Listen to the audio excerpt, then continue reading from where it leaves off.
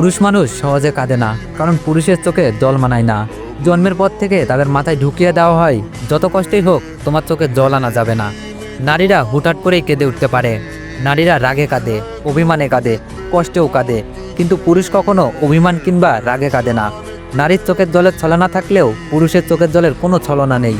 তবুও যদি কোনো পুরুষ কাঁদে, তবে বুঝতে হবে সে বড় কষ্টটাই পেয়েছে এবং সে আসলেই কাঁদতেছে। পুরুষ কান্নার অভিনয় করতে পারে না। পুরুষের কান্নার দৃশ্য ভয়াবহ। পুরুষের কান্নার কারণ তীব্রতর হয়। তবুও পুরুষেরা কাঁদে। পুরুষ কাঁদে চার দেয়ালের আড়ালে।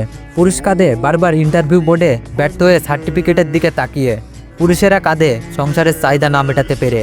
পুরুষেরা কাঁদে বাবা মায়ের চাহিদা পূরণ করতে না পেরে। পুরুষেরা কাঁদে প্রেমিকা হারালে। পুরুষ মানুষ নিজের জন্য যতটা না কেঁদেছে, তার চেয়ে বেশি কেঁদেছে অন্য কারোর মন রক্ষার জন্য। পরিবার, বাবা মা, ছেলে মেয়ে কিংবা প্রেমিকার আবদার পূরণ করার জন্য পুরুষের চোখে জল মাটিতে ফেলতে হয়, যা অনেক প্রেমিকাই জানে না।